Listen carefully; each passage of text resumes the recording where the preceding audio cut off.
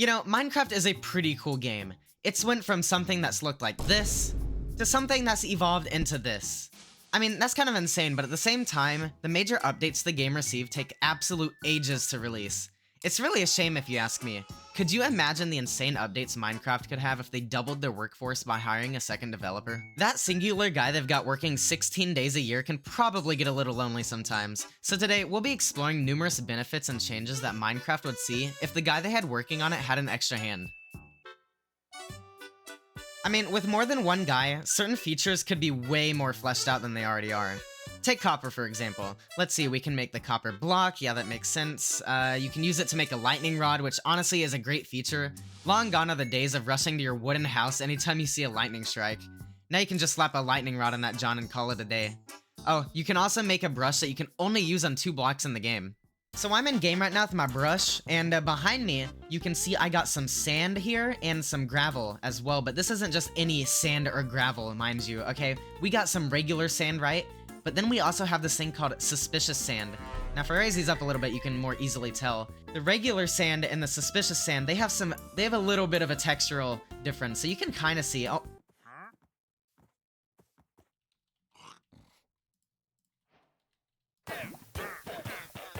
Anyways, as I was saying, you can see some slight textural differences, as you can see. But yeah, if you use the brush on the regular sand, nothing happens, alright? Yeah, like, I could do this all day, and the sand would still persist. But if I do it on the suspicious sand, now we're talking, look, you can see some crazy stuff start to happen.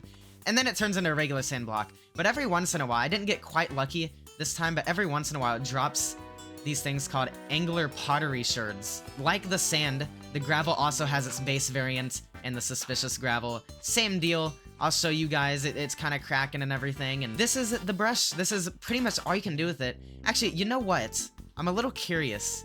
It would make sense if you could use the brush to like instantly destroy cobwebs. So I guess let's see. And you can also use copper to make Mojang's attempt at an Optifine feature, the spyglass. Alright, so we back, and this time I got a cool looking spyglass. I mean, it's pretty cool. Like when you're using it, you got a cool little animation as you're looking around. It's honestly pretty well implemented. It zooms in like this, which is pretty cool. Like if you've never used any Minecraft add-ons, you can never zoom in the game like this before. But something exists called Optifine, and it's so much better. You could either have something like this, where it blacks out a good chunk of your screen on the sides and it puts a blue filter on whatever you're zooming in on. Or you can install Optifine, and you can just press C on your keyboard, and then there you go. Let me know what you guys think in the comments. Do you prefer the spyglass or Optifine zoom? For me personally, Optifine zoom all the way. Optifine definitely on top. Definitely the better option here. But yeah, and that's really it for copper, at least for now. Oh wait, my bad, you can also use it to make your armor a color too.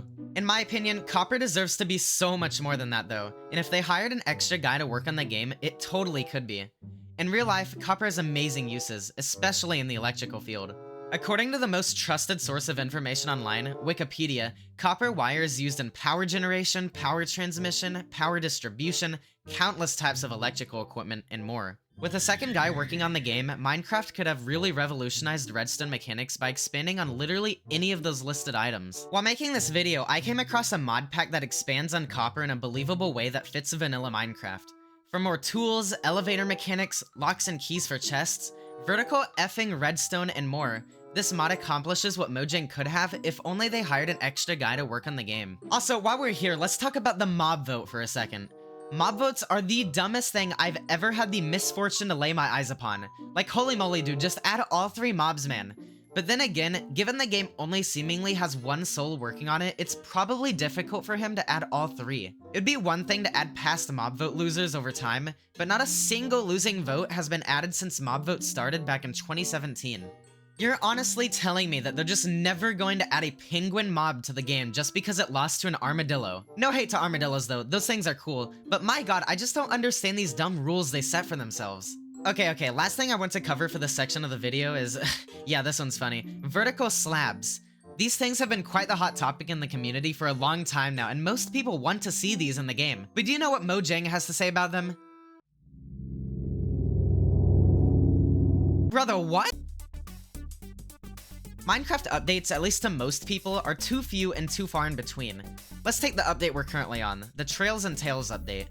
The game has been in some version of 1.20 since June last year. 1.21 has been announced for this summer, but until that sucker's released, we are right around the 1-year mark for being in the version we are now. So while I was editing the video, Mojang released the release date of 1.21 in a snapshot patch notes for 1.21. They said it's the 13th of June, which if that stays true, that will put it at over the 1-year mark since the last major update. Past updates weren't too much better either. The previous update, 1.19, had just under 10 months before the next update, and the Caves and Cliffs update that had to be split into 2 separate parts took in total 9 months to release. I will give Mojang credit on the Caves and Cliffs update though. That made mining, you know, not insanely boring. It was a great update that, despite it being broken up into 2 parts, was probably one of my favorite updates of all time, right next to the Nether overhaul. But with all that being said, and hear me out on this one, close your eyes and just imagine for a second how much quicker these updates would release and how much better they could be if these people worked more than seemingly 2-day weeks for 3 hours a day. Oh yeah, and the fact that the glow squid doesn't glow has to be a crime somewhere. I mean, come on, dude, that's just insane. They just made the textures on the squid not affected by the light levels in the environment. It looks so absurdly out of place sometimes, and if they just found a way to make it glow, it would look so much better. A more appropriate name for its current state would be, I don't know, the glow-ish squid or something. With all jokes aside, for Minecraft being such a huge game that's made billions of dollars over the course of its lifespan, I cannot believe Microsoft doesn't put more emphasis on releasing more updates, or at least updates with higher quality standards. As of 2021, Mojang reportedly has around 600 employees, and that probably hasn't changed too much. Keep in mind, these 600 people range from the actual developers who work on both Minecraft Java and Bedrock Edition, as well as spin-off games which include Minecraft Dungeons, Minecraft Legends, and Minecraft Earth, to artists, marketing people, and those who work outside of the games themselves but still for Mojang. By the way, in Minecraft's early days with just Marcus Notch person working on it, the game saw weekly updates. These updates were called secret updates, and they ranged from adding minecarts and rails, redstone, boats, sugarcane, books, compasses, sneaking, and more. And yeah, you heard that right, redstone was a weekly update. Now to be fair, obviously when it was first implemented, it didn't have the depth it currently does now, but what it did have was buttons, levers, pressure plates, and doors. Now before I get absolutely destroyed in the comments with people saying, oh, but the game's code is much more complex now and it's harder to add one thing without breaking another thing, keep in mind that these weekly updates, which contained game-changing features like redstone, all happened with one singular individual compared to the team now, which is potentially made up of dozens to hundreds of developers. It really makes you wonder how much different the game would be now if it was never sold to Microsoft, who immediately turned around and created what feels like a bootleg version of the game just to monetize the hell out of it. You cannot blame Notch for getting that Microsoft bag though. I would have done the same. Perhaps if Mojang were to hire a second guy, they could potentially emulate past successes, but who knows though. Alright, I've given Mojang hell this video, but I do actually want to point out some W's they've had. I mentioned them earlier, but both the Cave and the Nether updates were absolutely some of the best updates the game has ever seen. Caves and Cliffs increased world height and depth, and made mining so much more of an adventure. The Nether update diversified and improved all aspects of the Nether, excluding the Nether fortresses. God, why didn't they update those? The music by C418 is absolutely amazing. I mean, the professional critics over at Opera GX's Twitter account ranked Sweden as the #1 OST in all of gaming, and for good reason too. It's probably just nostalgia talking, but I couldn't think of any better sound that would so perfectly encapsulate Minecraft's environment.